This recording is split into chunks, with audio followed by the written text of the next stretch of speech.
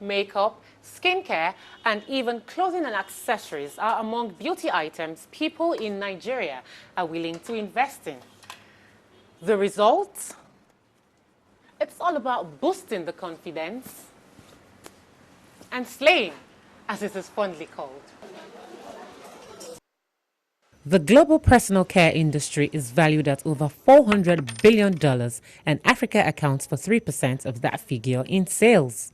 Valued at over $3 billion, the Nigerian beauty and cosmetic market is expanding, with women constantly looking for ways to satisfy their beauty needs for less.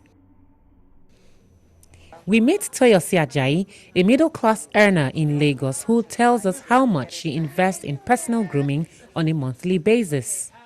Say for my nails, I prefer to do acrylic because it lasts longer, about 3 to 4 weeks, unlike the regular nails that would stay for maybe a week or two. So for the acrylic nails, maybe I would spend about $22 in a month on the average. Yeah, that's about it. For makeup, I love to do my makeup myself, most especially when there is no event or anything. But in a whole year, I'll say I spend about $300 thereabouts in a year, in a whole year.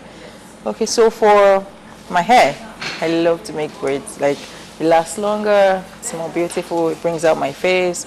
You can just imagine like what I have on now. So I love to make braids. And on an average, that could take me for about 6 to 8 weeks. And on an average, I spend about $20. Is there a difference in expense, if you have like an event or if you're just having a regular outing? For nails, not much difference, because if you do very nice nails, you can take it anywhere. But for makeup, yeah, there would be a difference, because I would rather go to a beauty parlor to get my makeup done if I have an event, and that means it will cost more. Does this current economic situation of the country affect, say, your spending behavior or even your buying patterns? Of course it does. It has to. Before now, you could probably spend a whole lot more on makeup. But now, you can't. You have to be wise with spending, because the economy is not smiling.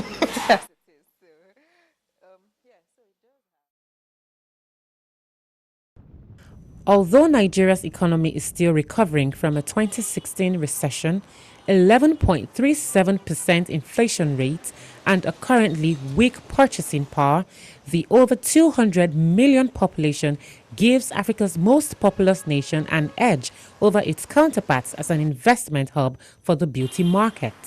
Even in tough economic situations, a good number of people will set aside a budget for personal grooming, especially in a city where there are constant movie premieres, parties, and other red carpet events.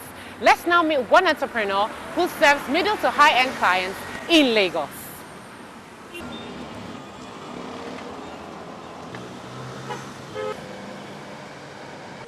How much would you charge for a standard hairdo as against the red carpet look? Average hairdo in Nigeria, in my store, is ranging between $30 to $100. And the installation can cost about $10 to $300. Because when we go for red carpets, which are $300, between $250 to $300 because of time, some can take the entire day. Within the African region and even outside, now how acceptable are foreign products as against locally manufactured products when it comes to hair care, skin care, and other beauty products to the clients? Clients really don't mind. It's a thing of preference. People like what they like. And I would say 50-50 when it comes to choices, yes. But prices, there's a little different. Thank you so much. It's been a pleasure. Thank you.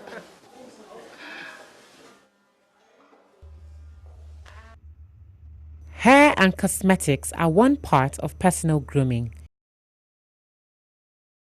The other equally important part is clothing and accessorizing. We meet Mariam Babalola, a fashion designer with a liking for low-cost designs.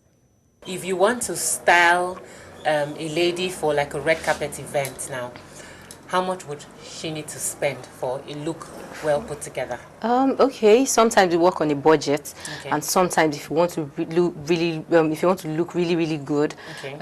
you can have like $150. That would work. For That a would look. for So a is look, that yeah. the high price or it's the one on a budget? It's, let me say, okay, it's the one on a budget. From sometimes we get people that has a lower budget, but if you want something extremely good and gorgeous, I'm sure you'll be ready to spend on what you want. Is it possible that I can still look red carpet ready, well put together, clothes and accessories, all of that, still on a budget without having to spend so much? Sure, why not? Why not? They would, sure. Something like this, you can wear it to a wedding. You can actually wear it to a red carpet, and it doesn't even cost $100. It's one Really? of our ready to wear, yes. Okay. Now, Marie, I have a cocktail party tonight. Could you please style me? Sure, we've got lots of dresses, lots of beautiful dresses here. Okay. Just take a look at this one. All right, so I guess this would work. Let's go change then. Personal finance expert Arese Ugu says it is possible for women to look beautiful on a budget, but they need the following tips. So number one, don't let social media dictate your budget. These days, we tend to make a lot of our purchasing decisions from social media and what we see that's trending, but it's important for you to understand that most influencers and celebrities are actually walking billboards for many brands, which means they get things for free and they get paid, you know, to wear hair and makeup and all of that stuff. So number two, learn how to do stuff yourself. Again, social media has created a huge platform that gives you lots of videos and information to learn how to do things like your makeup and your hair by yourself. Number three, wig life is the best life, guys. Like, wigs these days are so common that they have different price ranges. And the good thing about it is you're using it for a really long time. For example, this wig I've had for more than 5 years. So the most important thing is to understand that as much as we want to look fabulous, we have to do things that our income can support, and you have to find a balance between building your financial future and looking good. So don't break the bank, guys, because you want to look beautiful.